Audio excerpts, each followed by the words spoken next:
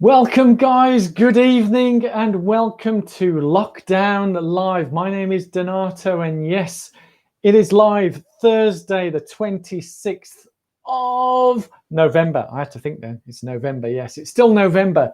Thank you all for joining me, and I really do appreciate you all being here. And those of you watching on replay, thank you so much for being here. Also, be sure to give it a thumbs up. And if you haven't already done so, subscribe. Yes, that would be fantastic. So how have you all been? Yeah, have you all been good? Yeah, looking good, feeling good. I like the thumbs up already, Colin. Thank you so much for that. And it's been quite a hectic week. So what I'm going to be going through is a quick update of the past week, training and all that type of jazz. And also recovery. Yeah, this week's topic is recovery. So I'll be using this book a lot to refer to. This is done by one of the best science writers in the world, as it says here. And I had the absolute pleasure of interviewing Christie Aschwanden for my podcast, which was excellent. And yeah, so I'll be going through some of these, giving you some tips and hints and all that type of stuff. And I'd love to hear from you as well. That includes you, Dave, who's just joined in. If you have any tips and hints about recovery. And yes, Colin, I do appreciate you were saying on Instagram, probably the worst at recovery. I think a lot of us are. In fact, there's a little section in here where, you know, the science talks about that recovery is certainly becoming more important and appreciated more than the actual training. So I'll use excerpts from here, and I have put some markers in and all that type of stuff. But I'd like to go through in terms of what's been happening in the past week. And yes, I was going to say recovery. Yeah, the past week has been pretty hectic for me in more ways than one, both in terms of the training and also in terms of, in terms of work and all that. It's been quite up here, shall we say. And but yeah, you would have seen that I've published the live interview that I'd done with Ned Phillips, endurance athlete. That came out on Tuesday. I'd highly recommend to go there if you are doing some endurance athleticism or anything like that, or looking to help you in terms of what we do at the moment in terms of the power of now and using our mind and all that type of stuff. Amazing guy, Ned, and I really enjoyed interviewing him. All the way from Singapore here. So the joys of the internet is we can all connect with people around the world. And I also, in terms of, you may have seen last week that I threw in a cheeky 5K time trial on the Sunday, and came with a time of amazing time, 18:30. And yeah, pretty amazing to see the benchmark after just 2 weeks of training to come in with that time. Absolutely fantastic. Big shout out to Cole Wellborn and the Marathon Road team who helped me along there. So Cole's helped me in terms of the training, and I was out there running with a number of the other guys over in Pitchcroft in Worcester, which was great fun, hurdling through the walkers, talkers, and all sorts that were out there. And yeah, I'm sure you all have stories in terms of what's going on right now with our UK rules and regulations. It's pretty crazy. I do appreciate your support, Dave. And as I was saying on Instagram, is sometimes I think maybe I overthink it, but shouting out my achievements can, for some people, it sounds, some people say big-headed or whatever. And as you're saying, it's more of big achievements. I think some people, those who do feel that way, then maybe there's something else going on, but who knows? And but in terms of the week, it's been easy runs, trying the new shoes that I have in terms of the Nike React Miler, try and get the words right, and they seem to be going okay. I'm going to try the Pegasus 37 on the easy runs and see how I get on with those, and probably do some kind of review and stuff like that. But yes, it's been something. And yesterday, obviously Wednesday being hump day, and my sessions tend to be mainly on the Wednesday, so I have a morning, like what do we call it, a primer I've called it. So we're sort of priming our muscles ready for the session in the afternoon. So early morning run, just nice and easy, about half an hour, and then getting into the meat of the session. And that's the first time I've done this one ever, and it was 10 times of 3 minutes and 30 with rests in between. And that was pretty intense, hard work, but that's prepping up for the 10K. So it's getting close now. We're in almost towards the end of the 3rd week of training. It's only 4 weeks of training. So it'd be interesting to see where the measure is at this 4-week period and how I've moved on, shall we say. And that's all part of the build up towards the 2021 goal, which I mentioned. We'll have some, no need for fancy sound effects or whatever, but I'd love to get into a world class classification for my age group. Not decided on the distance, whether it's 5K, 10K, because there's no marathon race until the end of next year. So there's no point setting that as a goal. I don't feel the need to go out running a marathon in my back garden or anything like that. So for me, 5K, 10K, maybe I'll push a half marathon. I've already seen some adverts out and about. I don't know if you guys have seen it, but I'm seeing adverts already. People are pushing, and the organisers are pushing events here in the UK. I don't know whether they're going to go ahead. I wish I had a crystal ball, and that's why I'm sticking to the shorter distances. It's much more manageable, punchable, and all that type of stuff. Evening, Running Romani. How are you, young man? Hopefully you're recovering and getting back into your running, and that the injury is past now and improving. We'll have to go out for a run together or whatever, social distancing allowing. But speaking of which, I wanted this to be a COVID-free environment. But what does anyone think about what was announced yesterday and today from our wonderful British government with our baubles rules for Christmas? Yeah, sorry, bubble rules. Yeah, but it's a bauble. Yeah, it's absolutely bonkers. I did get a bit before I done my session yesterday. It was a bit of a comedy show, really, listening to BBC Radio 2 with Jeremy Vine and the health correspondent trying to explain how the bubble system works for Christmas. And nobody seems to have a clue. It is a slow, painful recovery, and I think you'll find this very useful, my friend, in terms of recovery, and we'll cover that. But yeah, it's I wanted it to be COVID-free, but I just couldn't help but mention it because I just found it hilarious. I really don't know what they're doing. I don't think anyone knows what they're doing, but just stay safe and healthy, everybody out there. Yeah, do what you feel comfortable with, and but I have to stress that when I went out, I don't know if it happens to you guys, but certainly when we're out running on the Sunday, and I've had this sometimes when I'm on my own or whether I'm running with others or a group, is some people seem to take to shout at us and throw things at us. Or I'm thinking, what? You know, leave me alone. I'm just running. I'm healthy. Leave me alone. And yeah, double marathon on the 5th and 6th of December is off. I think you can still go and run it, Colin, but is it an event that you've got? But yeah, unfortunately, that's the way the cookie crumbles, as they say. Or I did see something on the news. Apparently, we all have to suck it up. Wonderful, eh? And but the other thing this morning that I found with the easy run, wherever you are in the UK, wherever you are in the world, it was below zero here this morning. And as I mentioned on my Instagram, I checked my calendar. Unfortunately, I was able to move the run to later in the day. So I went out literally just before midday when the temperature had warmed up and the ice had disappeared. So I don't particularly like running on ice. I know there's probably a pun there. Dancing on ice, is it called? Or is that a TV show? Yeah, for figure skating, dancing. Yeah, so how are you all coping with the cold weather? Are we all dressing appropriately? I mean, you can dress however you feel. You know, sometimes you might need to put a hat on or whatever, you know, obviously applicable. Maybe something like this. I don't know. Don't worry, Colin, I won't do the Christmas songs, you know. And also, if you wanted to, you could have the lights, camera, action. And if you dress correctly, I think, you know, we can help in terms of keeping warm. I don't know what you can do about ice. Yeah, 5:30 this morning, Dave. I don't know where you were in the world, but was it icy? Was it icy? And I certainly remember vividly the times, depending on where I was working, having to do all my runs at 5 a.m.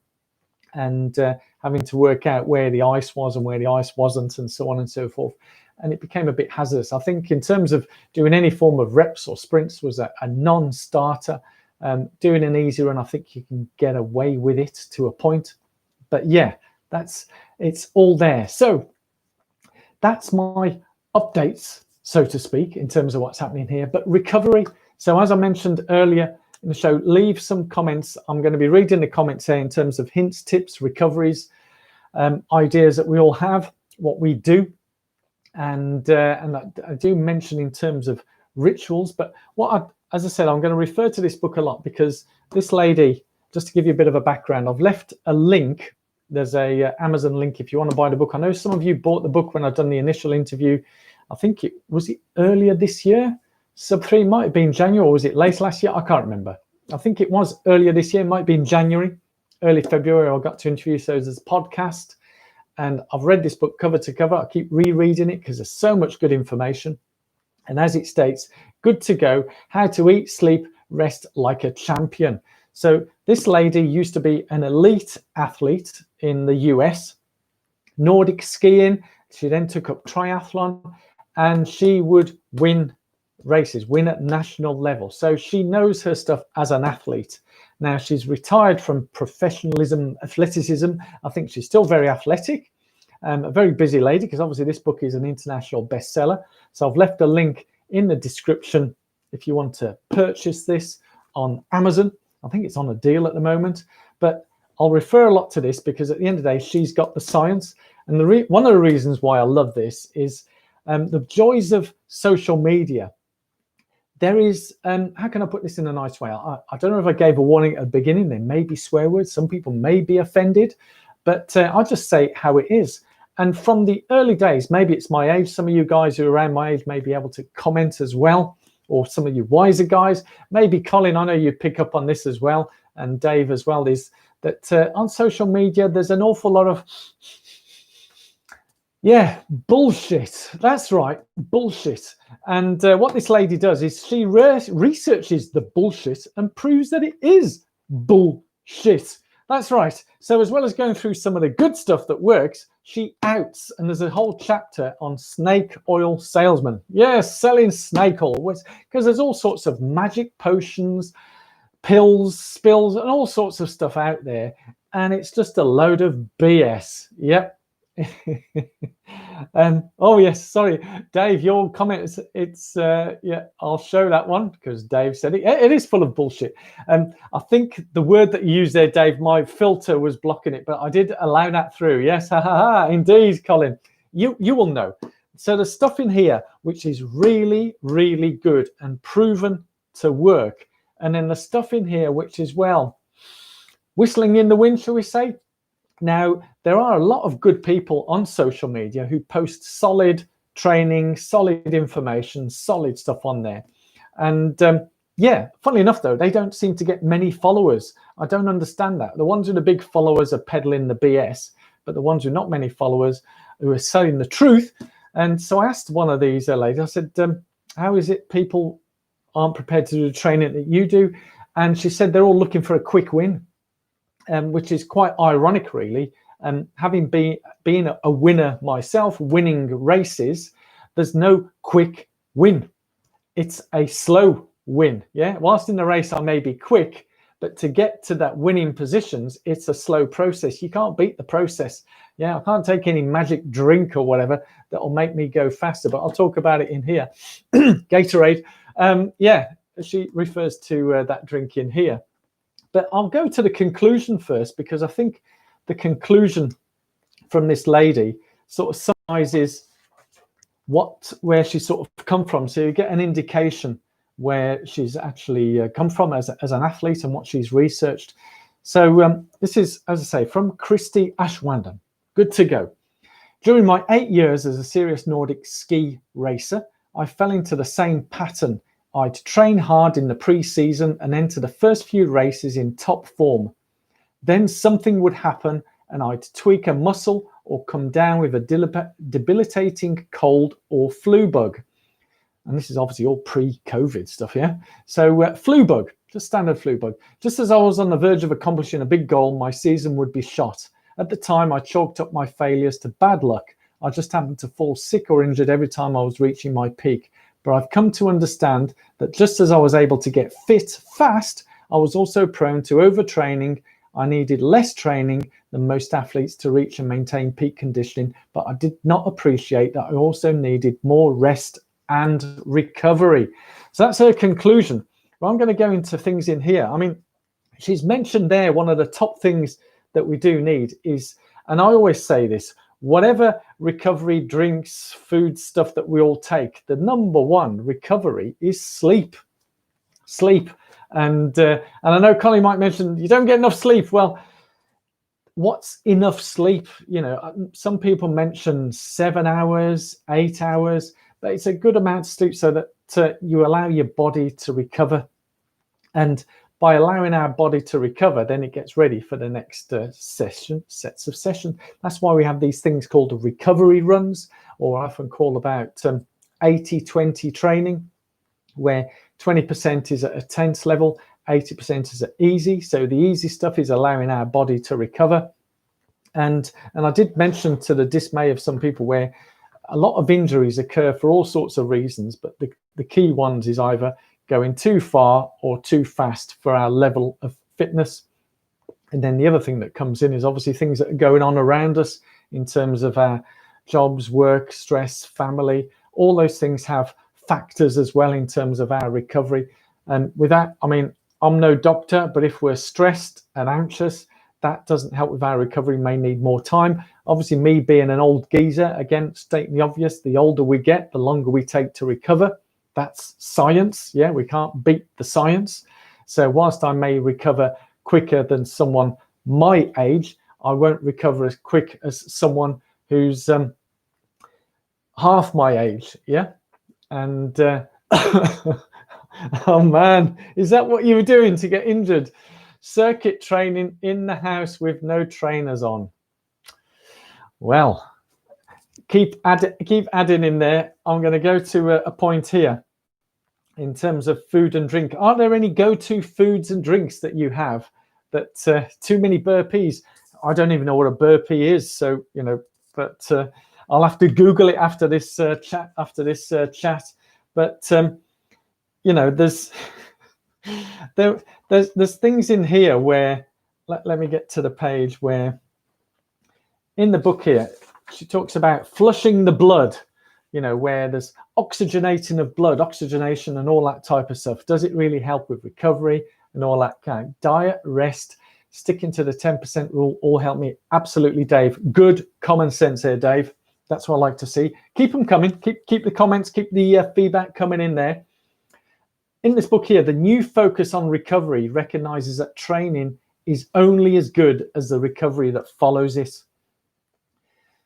Yeah, so it's talking here about a house storm analogy and all those types of anomalies, but the recovery, I believe they go hand in hand. So you do the training, so you do your sprints or burpees or whatever, yeah, and ensuring that if you have weaknesses in your Achilles, that you know you don't overdo that.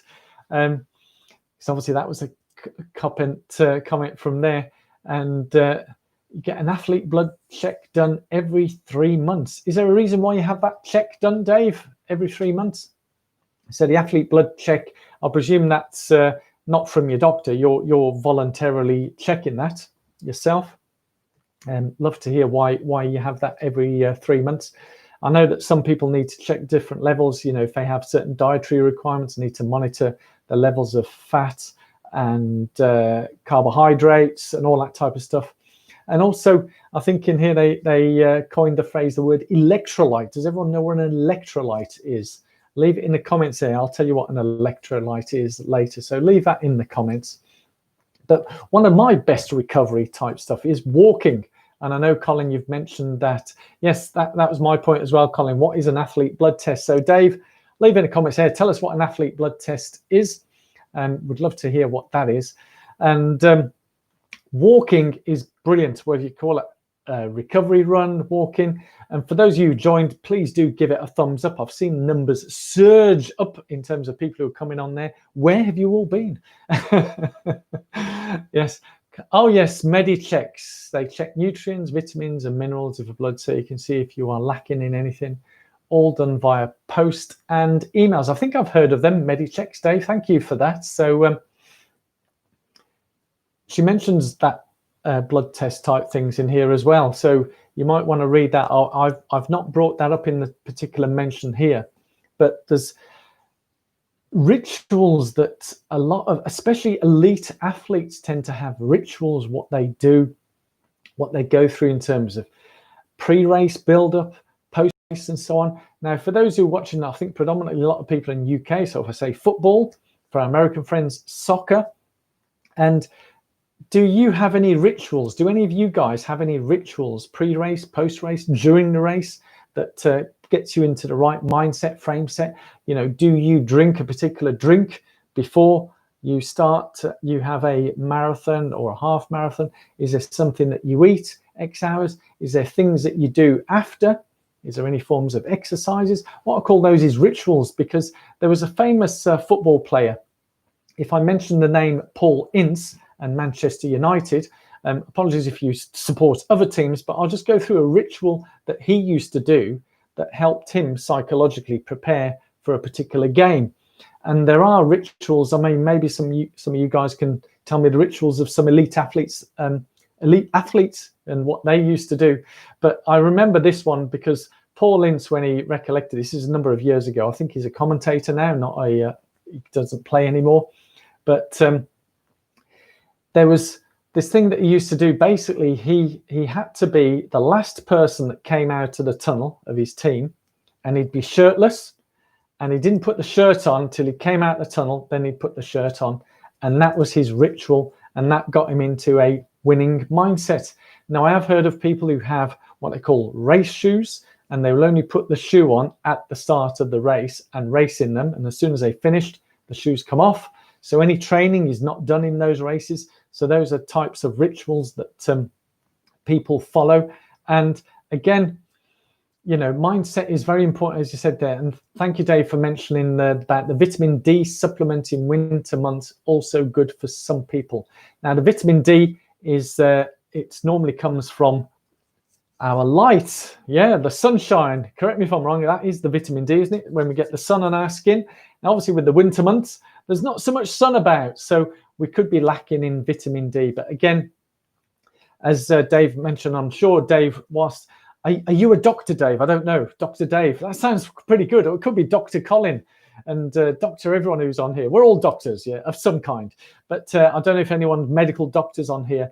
But I always say when it comes to nutrition, diets and vitamins and all that type of stuff, is check with your GP, medical practitioner or whatever, before you undertake changing any dietary things in the extreme or whatever. So sometimes we have enough that's coming into our body to deal with that. In fact, in the book here, would you believe in the book here, a lot of the science, because one of the things I want to talk about is beer. Beer. Does anybody here drink beer? Anybody drink beer? Put your comments in there. Do you drink beer? Now, Christie, right, being an elite athlete, and also when she stopped doing her Nordic, she went into running, and she was a super fast 5K runner, super fast. Oh yes, everyone used to spill it while running. Oh man, it's like Comedy Central. I do love these live chats because we can get to interact. I wish I could work out how to actually get people on and we can talk together at the same time whilst being live, because that can get a proper old good banter going. But the message is helping a lot. So it's helping me. Hopefully it's helping you guys, and I'm having a good giggle. So everybody on the comments here is giggling. If you're watching this on replay, I hope I've checked the button or whatever that you can see how we're all giggling here. We do have a good time here every Thursday night during lockdown, or tier whatever we're getting to, tier 3, which can maybe reduce some of us to tiers. But anyway, that's that aside. In here, she talks about beer, and it's her first scientific test that she wants to do because she believes beer is good for recovery. And why does she believe that? Because for her, as an elite athlete, she'd always have a beer afterwards, and it helped her feel good, and she was ready to go for the next one. So for her, scientifically, it's proven that beer is a great recovery drink.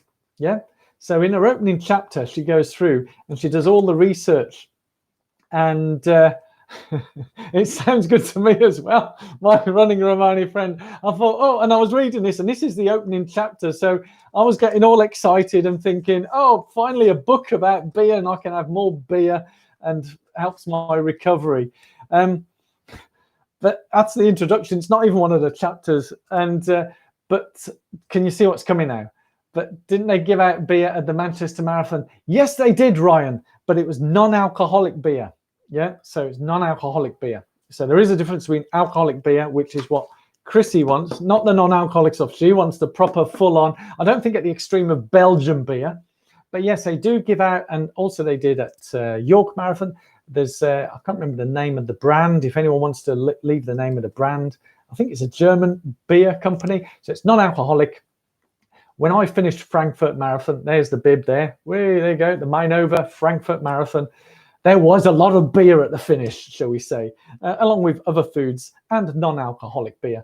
But sadly, her conclusion, she was very dismayed. I'm sorry to disappoint you guys. There was no conclusive evidence to say that beer helps with recovery. Sadly not. What they found with there wasn't, and with science, lactate threshold, welcome.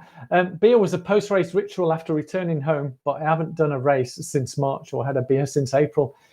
I know what you mean. I've not had a beer at all this year. No, I haven't had a beer at all this year. I've had wine. Oops. Yeah, I've had quite a bit of wine. But yeah, it is a bit of a disaster, my Ronnie Romani friend. But I will come in with a caveat at the end as well. So not all hope is not lost. But what she talks about a lot in here, where, and coming back to the snake oil salesman, is what they do is they'll do some analysis and review, and they'll do some tests on people, but they'll find that there's not enough people. So the amount of people that they've tested is not enough. The length of the time that they've been testing is not enough. You know, if you're testing someone just for a month, is not conclusive enough. It has to be years and years of testing. Yeah, to sorry, we're going to slip back into a COVID comment here now. No, I'll refrain. But it takes years to get the evidence and conclusive evidence, so she couldn't conclude that. And also, I'm sure you would appreciate, when you're testing people, you need to test people who don't drink beer, and then you got to test people to see if there's a placebo effect of drinking beer.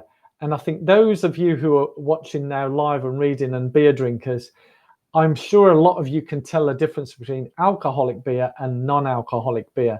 So while some athletes think they're drinking beer, they can tell whether it's alcoholic or non-alcoholic. In the testing, also in her testing, she found that those who knew, they guessed that they were drinking alcoholic beer. Lactate threshold, got to show this one. Ultra beer is given it. Yes, I know there is some bad stuff, but it's free. Let's just drink it sometimes when it's free. Coming back to the scientific research that they've done, is that there's not enough proof. And those who drunk the beer, would you believe these athletes tried harder to prove that the recovery worked? Does that make sense? You know, they were hell bent on wanting to prove that it worked. Yeah, so they were trying harder. So that in itself meant it couldn't be tested correctly. So there's just not enough evidence on there. And this is the same happens with many products when they're being tested. Is some of the people who are being used as, shall we say, guinea pigs or being tested on, is they will try harder or not try hard enough. And also some of the people who were tested, some of them, they found that they needed to get home. They had babysitters, so they would, you know, not try as hard or finish quicker, depending on what was going on. So the tests weren't as scientific as she'd hoped, and it wasn't conclusive enough. But that was the beer test, as I call it. And let me find that other page where I've got the indicator in here. Bear with. Leave some comments here. Yeah. Hey, Paul. Rest day for me, which used to be a swear word. Yes. Yeah, it's got to be no nonsense, Paul. You know, we don't take any crap here, and I do appreciate people saying it how it is as well. So, you know, lactate threshold, yes, that the ultra beer, I've come across that one.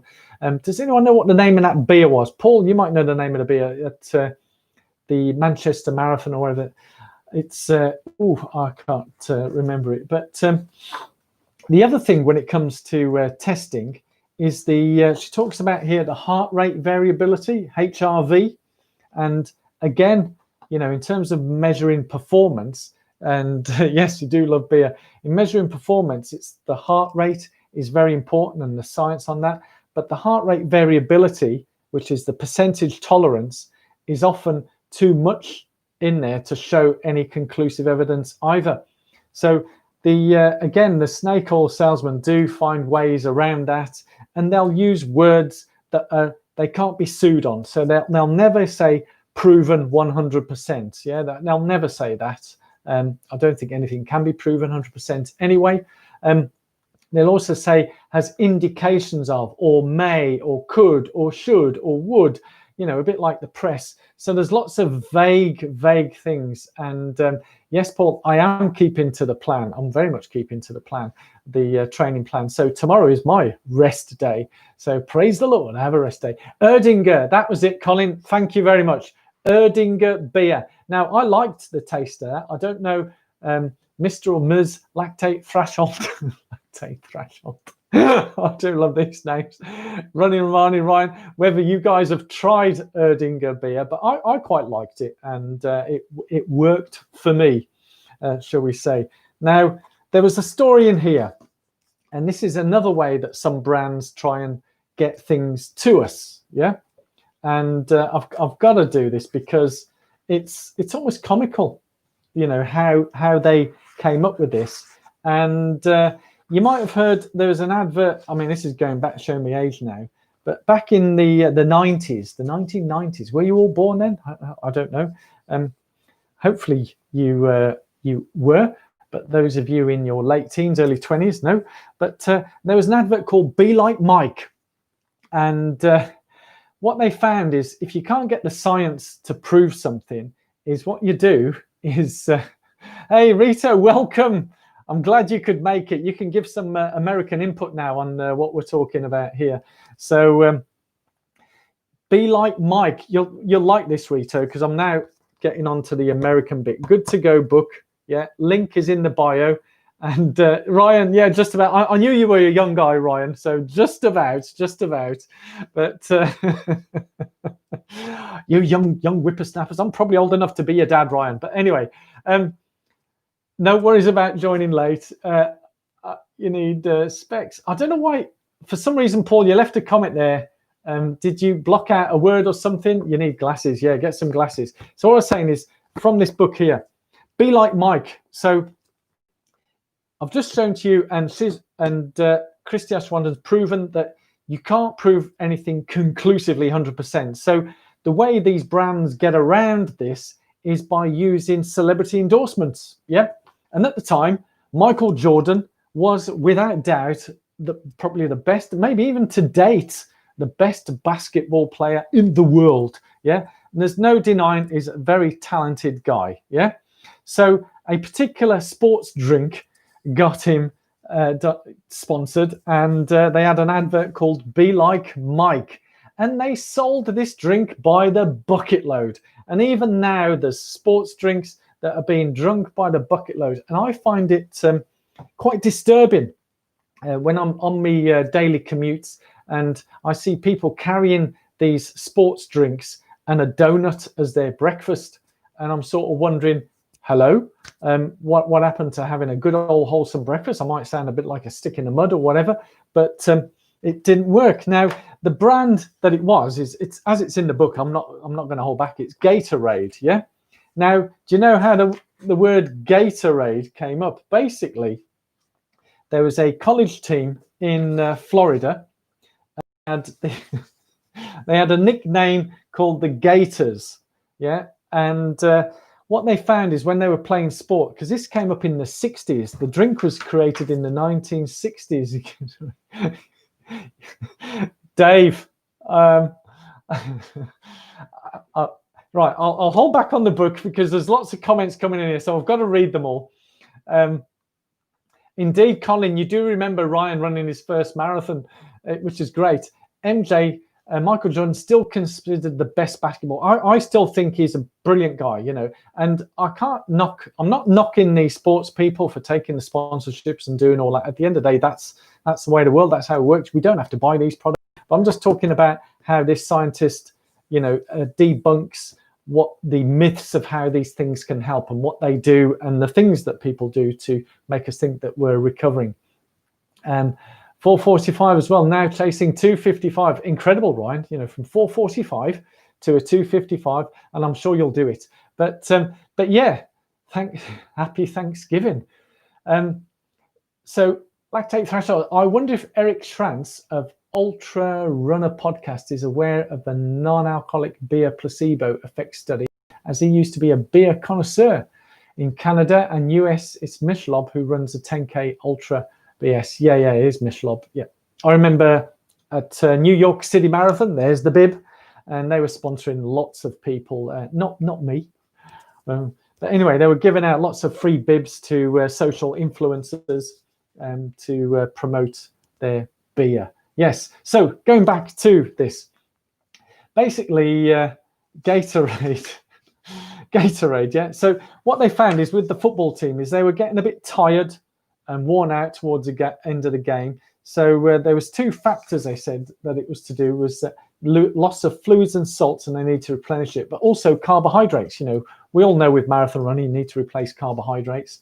So the guy figured out he could solve the problem. I'm just reading this from the book by players replacing their lost resources. So he stirred together some sodium, sugar, and monopotassium phosphate with water to create a drink soon dubbed Gatorade, which is named after them. Yeah.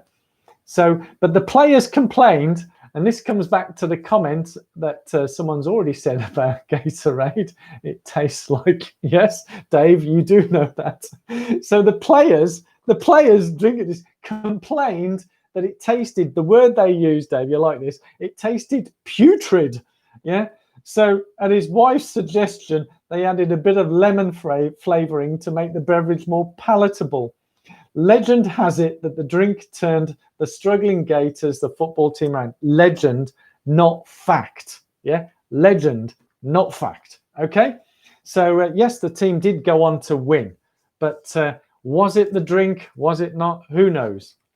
And just as an add-on, I asked, does anyone know what Gatorade? Yeah. Yes, Dave, I think putrid is the word for shite. Yeah, I think so. And as you say, Ryan, already training hard and with the races coming up next week. So fingers crossed for you, Ryan. Now, I mentioned, does anyone know what electrolytes are? You didn't leave any comments. Electrolytes, come on, guys, tell me what electrolytes are. There's lots of you all online now. What's an electrolyte? What's the common word for electrolytes? Yeah, this is a bit of a science test now. You weren't expecting this. Those of you watching on replay, answer now. Leave it in the comments now before I tell you what electrolytes is. Yeah, answer now. Yes, the answers are coming in now. Dave has left an answer. Yeah, I won't read it out. Now, let's get to... I'll read the section here. In a stroke of genius, Gatorade turned the drink's sodium, phosphorus, and potassium into a special selling point by rebranding nonetheless those ordinary salts with their scientific name, electrolytes. There you go, you were correct. Came after the gaslights. Yes, it did. So, Dave, 10 out of 10. Yes, correct. Salt. It's just salt. Yeah. So when people say I'm out of electrolytes, it's salt. Yeah. And so your body maintains some reservoirs of these vital ions, and it can tap into as needed as your body's fluid. And yes, you know, you can train to go without whatever up to a certain. I know it's a bad dad joke, but it's still a good joke. I like it. So it was pretty much a stroke of genius. But as I say, it's well worth a read. This book. It's fantastic. Even, you know, with Christmas coming, I did laugh a lot at this, reading this, and I found it entertaining, but also educational. With a lot of things over the years, as I mentioned from the start, I am pretty straight talking, and I quickly sussed the BS with a lot of influencers, especially on Instagram and the likes, where, yeah, I can appreciate you want to take the money, but inflating my legs with balloons that help my legs recover, no thanks. Especially at £300 a pop, I don't think I need that. And certain types of bikes or drinks, yeah. Oh, Rito, yes. See, now Rito in America is using the word putrid. Oh, and you've thrown in the site as well. There we go, which we lose. Yeah, we lose through sweating, absolutely, Dave.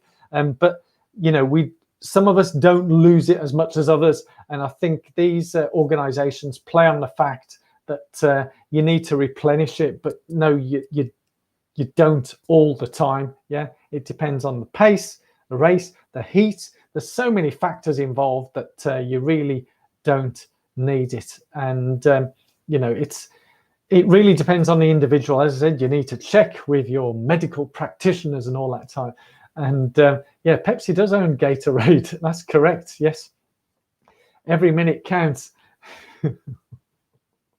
Oh, God. I can't. I'll leave that in the comments there, Dave. I don't know how that name got through the filter. But anyway, yes, absolutely.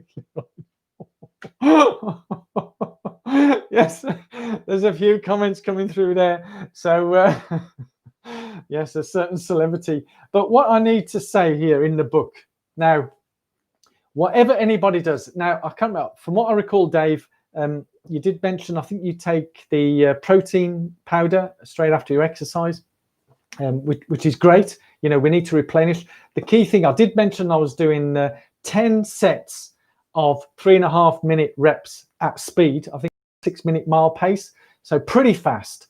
And but it was cold, really cold, and I didn't seem to sweat that much. I did sweat a bit, but as soon as I finished, water down, food, drink. I had all my foods and drinks in my van, so I could replenish it all.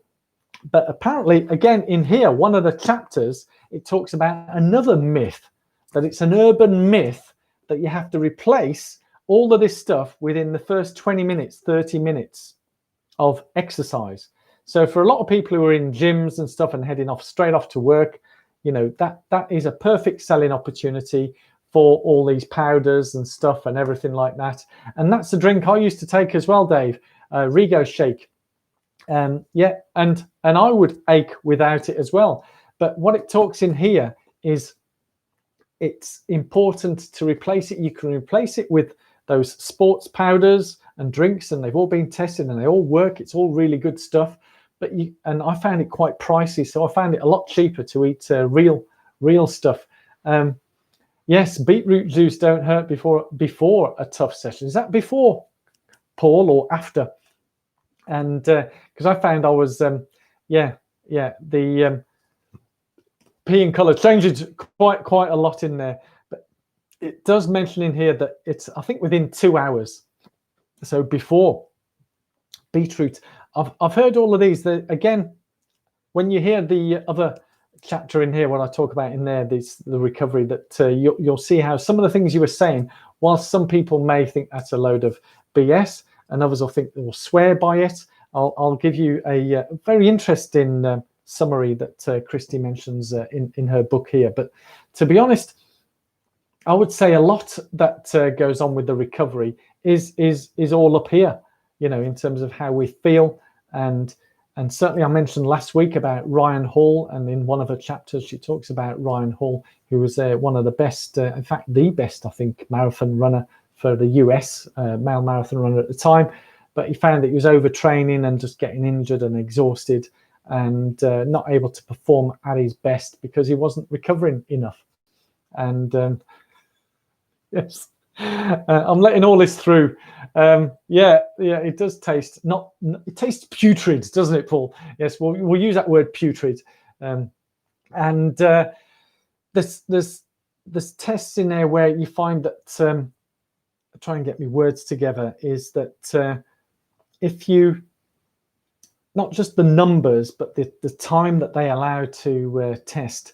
But the key thing that I found in there is with the testing, And again, they'll show a product, how it enhances performance. A lot of it is all about performance enhancement or recovery. And what they test is, so I'm athlete A, so they'll check my performance with this stuff, and they'll measure it and they go, ooh, whoopie-doo, look at that. And then they'll test me on empty. Does that make sense? So without having taken any other form of nutrition or whatever. So my body is depleted to 0, and then I'll go out and do a set. Now, can you guess which one will show a better performance? Yeah, the one with some nutrition or the one without nutrition? Yeah, that's right, the one with nutrition. And funnily enough, it's the one that they're trying to sell. So they're showing the performance up here against something of 0. So the athlete's been on what they call an empty tank. Now, that's not correct testing. Now, the reason why she's found out all this is because she's done the research and she's gone out to all these scientific boards and whatever and got the papers and read through, because there'll be thousands and thousands of pages to all these tests. And most of us, like you and me, we won't read it. We'll get it on a bottle and it'll say, as tested by athletes. And there's a paper somewhere of tens of thousands of pages, but we'll believe that one line, like, be like Mike. Everybody believed back in the 90s that if they drank Gatorade, they could be like Michael Jordan. Now, I don't know about you, but I don't know how much of that stuff I'd have to drink to be like Michael Jordan, but I'd have no chance. No chance at all. In fact, when it talks in here about the blood transfusions that people do to try and enhance performance and recovery, who was that Tour de France cyclist who got done for cheating with a blood transfusion? What was his name? Not Greg, wasn't Greg LeMond, Lance Armstrong. Greg LeMond was the clinic. Lance Armstrong, yeah? You could transfuse my blood forever in a day. I'll never be able to perform at that level of Lance Armstrong. So whilst he cheated and whatever and done all that type of stuff, Michael Jordan is an elite athlete without that drink, yeah? And be like Mike, but it's clever marketing, amazing marketing, yeah, I would say. Lance Armstrong, that's right, and his entire team, that's right, Rito. We had a documentary here. I think he's trying to come back in some way, so you know, he's forgiven her his way. So what I'll do is read here and keep the comments flowing in. I'll just read here in terms of, before a conclusion, she finishes off with, so we may knock things and whatever, and people might have rituals which some of us may giggle at and others may swear with, and it works for them. But what she says here, and I've got to read it verbatim. Athletes seem to thrive on rituals, and even the most scientifically minded among us can be prone to superstitions. I'm a science nerd, but I think that's okay. On competition day, the most important thing an athlete needs is confidence. If a placebo ritual can provide a confidence boost, then, assuming it's causing no harm, why not let them have it? If I've learned anything about recovery, is that the subjective sense of how it feels is the most important part.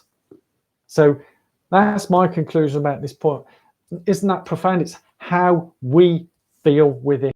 And whilst we can laugh and giggle about these things that may be putrid or this, is for some people, they swear by it and it works for them. Fantastic. I've heard all sorts of drinks and foods. I mean, gels work for me, but other people throw up from taking them, or they end up going to the toilet. Yeah, but gels work for me. So does that mean that it's not right or wrong, but it works for me physically? So Colin, you always get people asking you what you eat to run so many miles. There's no definitive answer, and diet is only a part of it. Absolutely, absolutely. Now, for you, Colin, you go out and do a lot of 20 milers each day, and some miles you probably run more than 20. Some days, some miles you run more than many days. Some days you run more than 20 miles, but it's different for different people. And what a lot of people forget is, and also the fact that, you know, say Michael Jordan was drinking Gatorade and it did help him. He's at a different level, a completely different athlete, and been doing that sport for many decades. If we're a beginner, one of the things I've learned is that as some people have best intentions to help me on social media, whatever, but I have to say, and a lot of these people are now gone from social media. They're not around anymore. They're not running anymore. But almost everything that they'd said that I needed to do was factually incorrect. So if I'd have a sprain or a particular injury, they'd say, oh, you need to get a heat pack around it. And then I go and see a professional physio. They say you need ice. So there you go, wrong number one. Another one, when I'd go on long runs, and you might relate to this, Colin, and maybe Rito and some of the other guys, Dave, but as a beginner, when I was doing long runs, after about an hour and a half, 2 hours, my speed would plummet, yeah? And I was told to take gels, you know, eat lots of gels. So I did do that, and it still kept plummeting, yeah? Now I can go on a long run for 20 miles with 0 gels, and the pace is constant. So for me, yeah, gels are, you know, this is the quick wins are coming in again. It's not a quick win. Taking these magic gels, and I'm sure Ryan and some of the other guys who are doing marathons, they will help up to a certain point. But if I ate, you know, if they're that good, if I had 20 gels, that would make me go rocket speed, would it not? No, because it's too much and the body can't process it. So it's getting the balance of what works for us. So the long, slow runs, which take many months, years of training, adapts our body to enable us to burn the energies that we need to run a marathon at a fast pace. Yeah, there's no magic bullet, and it's building the things up, as you quite rightly said there, Colin. Yeah. And I've had the same as, you know, strangers stop you. How are you doing all this? People recognize you, but it takes time. Veteran, hey, welcome. We're almost concluding now. Lee, I am well, and I hope you are well as well too. And I'm glad you're Ryan there, agreeing there, Ryan. We're all still trying to definitely watch it back, Lee. There's a lot of good info in here, and hopefully the banter that we've had in our chats will come through as well, and a lot about this book. But yeah, I can only tolerate 4 gels max. Can't stomach anything else. Last few miles of marathon, sip water only. Interesting enough, I now between 4 and 3 gels I take. I am tempted at maybe trying a marathon. What do you think, guys? Maybe leave some comments. And if you watch on replay, I was thinking of trying a marathon race without any gels and just water. Yeah, just sipping on water, no gels, to see how my energy, again, depending on what pace I run, just to see if I can run 26 miles without any gels. I know I can do 20 miles. I'm sure I could run 26, but to see that the pace doesn't drop off. So if I'm holding a nice, easy pace to run it at that particular time. But and I'm glad you're saying that, Rito. Real food is essentially caffeine gel 5K race. It does help. And I do know that in half marathons, particularly those who are running super fast speeds, is that it's a great little booster for the last sort of 3 or 4 miles. And for those who are running around 60, 70 minutes, 80 minutes, it is a good little afterburner.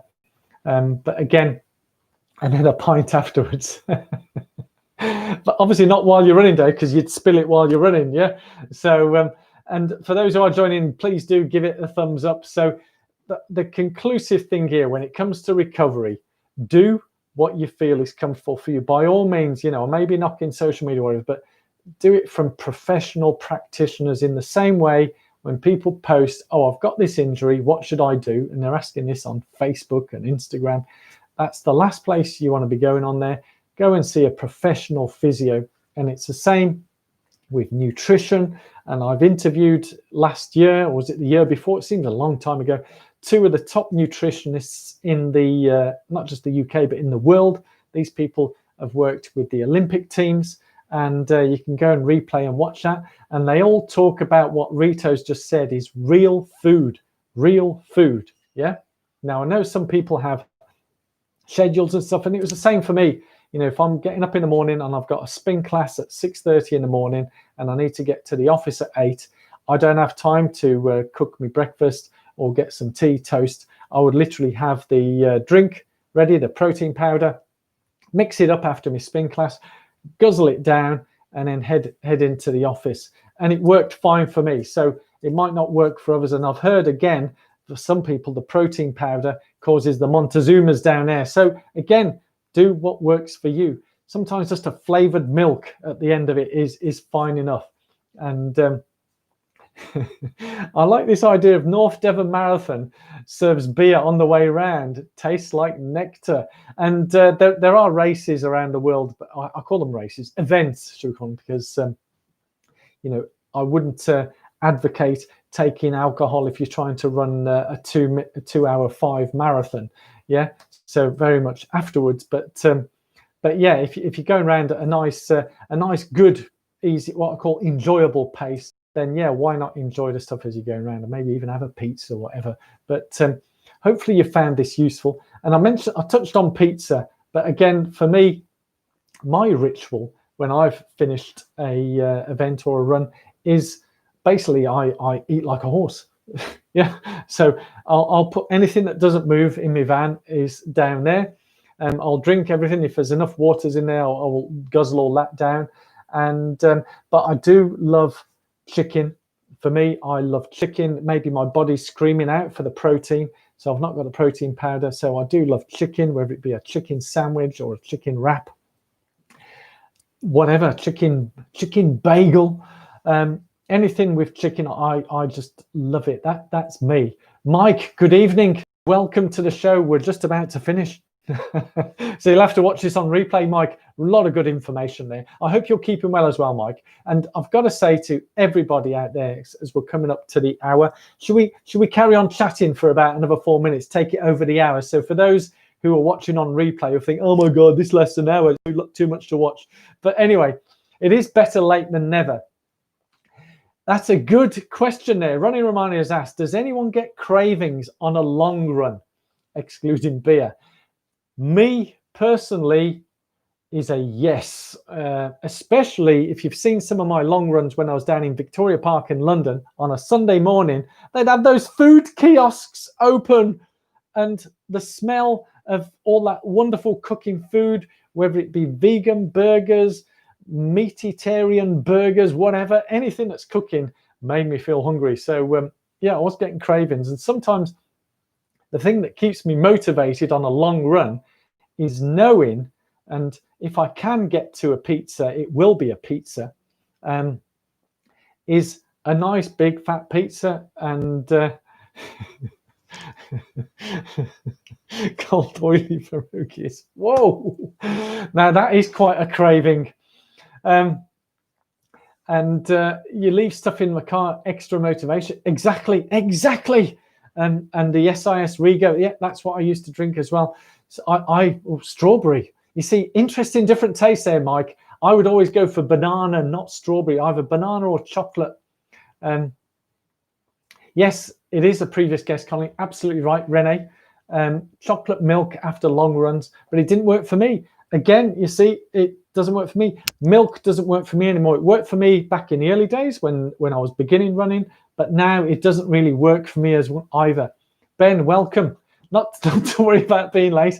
As a number of people say, it's better late than never. Give it a thumbs up, and you can watch it on replay. There's a lot of good feedback and interaction, and whilst it is an hour long, it's well worth the watch, especially with the amount of points that we've pulled out from our science correspondent here in her book, Good to Go. And as I mentioned, the link is in the bio description below to Amazon, and you can order it there. I know a number of people did buy it straight off the back of hearing it on my podcast of You, Me, and Sub 3, available on iTunes. And I am considering restarting it, but at the moment I've got so much on. I just want to get the training done, the 4 weeks, 10K training out the way, and then take it from there. But it's been an absolute, as I put my teeth in place, it's been an absolute pleasure chatting with you guys. As I say, give it a thumbs up, comment.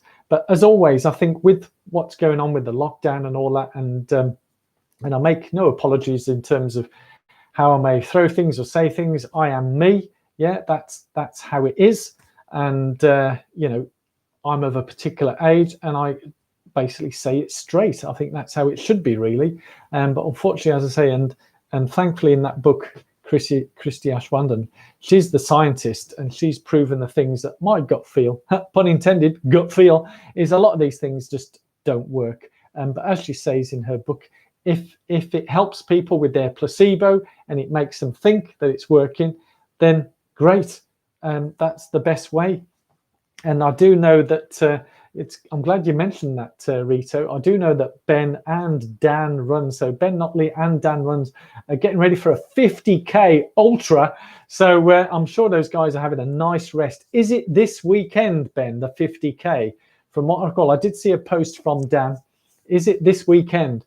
But resting up nice. So for me, we've gone over the hour. Yeah, cheer, cheer, everybody. So everybody who's commented and leaving that, it's been absolutely amazing. I love the feedback here that's been coming through. I really do appreciate that. I love you being here, and I look forward to seeing you next Thursday. I haven't worked out the topic yet. I'm sure it's going to be another good one. And rest and Thanksgiving and all that type of stuff that's going on. Good night, good afternoon, good morning. But the key thing for me, and I mentioned, whether Ben and Dan are doing a resting before their 50K, if it is this weekend. For me, this week is a push now. Whilst it's 4 weeks of training, next week will be a bit of a rest from the intervals, getting ready for the 10K time trial on a week Sunday, because that's race day. Yeah, so I'll be resting more next week than I am this week. So does that make sense? So, but I'm still having that thing in there. It's definitely like having lucky underpants, the placebo effect. As I say, it's all about the mind. And I did touch on at the very beginning. Now there's so many of you. Go back and watch that interview with Ned Phillips, ultra athlete, ultra runner. It's this Saturday. Good luck, Ben. I'm sure you'll be fine. Don't worry about the sore shins. No pain, no gain, and all that. Hey, no, joking aside, it might be worth you having a look at that interview with Ned Phillips. He went out and ran a 100K just like that. Yeah. So one of his colleagues he was working in Hong Kong at the time, and they just went out. And I know that Rito said you were reminiscent of when you were living in Hong Kong. But yeah, he just went out and done that challenge. And then he found that he loved doing triathlons, and he failed, I think, 3 times to qualify for Kona. And then he got this coach about using his mind and the power of now, being in the moment and training correctly. And then he ended up actually qualifying for the World Championships in Kona. So if you're into ultra running or you're into full Ironman and all that type of stuff, Ned Phillips talks amazingly about his experiences and how it helps him. And he still does. I think only the other day went out and ran 50K. So if you guys, 50K is quite a race. Ned does this as part of his training, just like that. He'll just go out and do a 50K in the same way Colin will go out and do 20 miles, just like that, 30 miles, or 30 miles, that's bordering on nearly 50K, is it not? Or beyond 50K? I can't remember now. But you'll be fine. Enjoy it. As I say, thank you all so much for watching this. If you haven't already done so, thumbs up. And it was an awesome interview with Ned Phillips. Thank you. Rita. You're very kind for saying that. So I do love interviewing people. And I've had some comments. People say I should be a professional TV presenter. But in the world that we live in, again, saying it how it is, I don't think I've got enough followers on social media to merit a slot on being a TV presenter. But who knows? Maybe they will employ me based on skill rather than the amount of followers I have. Hey. Yes. Yeah, Killian John, 24-hour track very soon. Absolutely, Mike. Absolutely love it. As I said, I could wish on forever. Thank you all so much. Good luck, Ben. Good luck, Dan, on the 50K this Saturday. You'll go smash it. It'll be great. And I'm looking forward to seeing the updates on your YouTubes with the race. I'm sure you'll be filming it.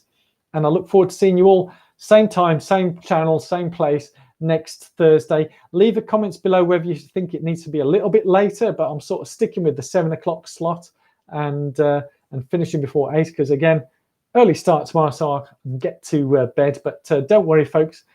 Keep resting, keep recovering, and whatever you do, wherever you are, I completely forgot to mention Grounded Republic, 3 new designs landed yesterday.